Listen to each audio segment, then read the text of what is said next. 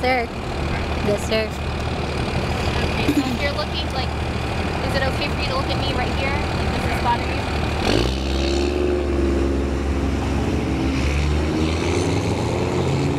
Alright, for the record, can you say and spell your first and last name? Derek, D-E-R-E-K, Smith, S-M-I-T-H. Alright, and then, do you have a title with the group at all? No, I do not. I'll just say member. Yeah, just me. 1 second, let me... Is that white or cream? That color, is that white? This? Yeah. It's a white.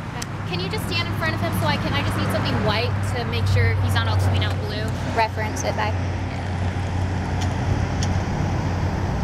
Perfect, thank you. Mm-hmm. Yeah, you had a blue tone. Okay. So I'll just stand right here and you'll just look at me. Okay. Alright. Okay, so kind of talk to me about what are you guys doing out here tonight? Tonight, we're just out here in remembrance of Gino and what occurred on December 1st with our local police. And so what is it that about it, you know, it ended in an unfortunate way, and what is it about it that you guys are trying to bring awareness to? Well, we believe that our police could possibly handle the situation better. The fact that it was over in under 4 hours from what I can gather, and it resulted in a man's death. And so with everything that's going on across the country, why do you feel that it's important for you guys to stand out here in Midland? Well, if we believe that every life is precious, then we need to be doing something. I mean, you have groups that stand out in front of when Planned Parenthood was still here, standing out there because every life is precious. But there are very few people who are standing up for those who have had an unfortunate run-in with the police, and it has resulted in their death. And the police could possibly handle these situations differently. I don't believe every method was tried. And in your opinion, what do you think could have been done differently to avoid that outcome on that day? Well, I believe that if we had a policy in place which you say we're going to wait this out a minimum of 24 hours, we have all this technology at our disposal, why could we not, since it was a mental health check and it was during a normal work hours of a normal work day, someone could have contacted the man's primary physician, found out his last weight. We could have contacted the doctor, possibly found out what kind of sedative could we put in this man's drink.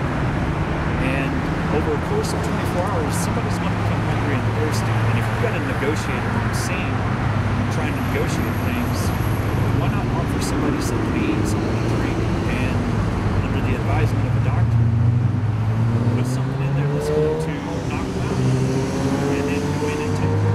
Or simply do like they do with these prisoners that refuse to come out of their cells, and they're armed with shanks and pose very real threats to the prison guards. How come we couldn't sit there and rush the man with a mattress that would prevent him from getting at officers, or suit them up in some kind of heavy-duty suit like these prison guards wear to protect themselves during cell extractions, and use a shield and just rush at the man, forcing him up against the wall, pinning him, and then just take that machete out of his hand instead of sitting there firing beanbag rounds at the guy. And how long have you been a member of the group? Approximately 6 months.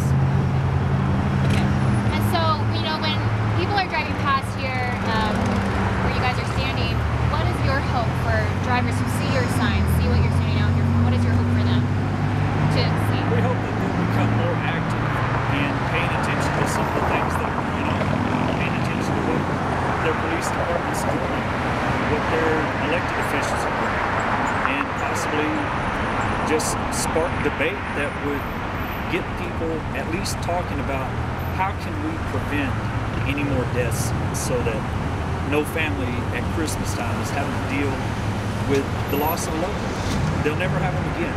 Every Christmas from now on, that family's going to have to deal with that tragedy. So in a way, and this is kind of like a far out question, you know, with everything we've seen out nationally, is there a fear in you that what we've seen across the country could maybe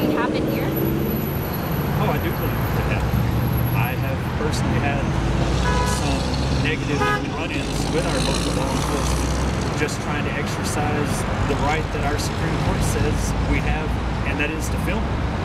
They've threatened me with arrest whenever I've called to file a complaint. Sergeant Greg Snow told me I needed to mind my own business and hung the phone up on me and would not continue with the conversation.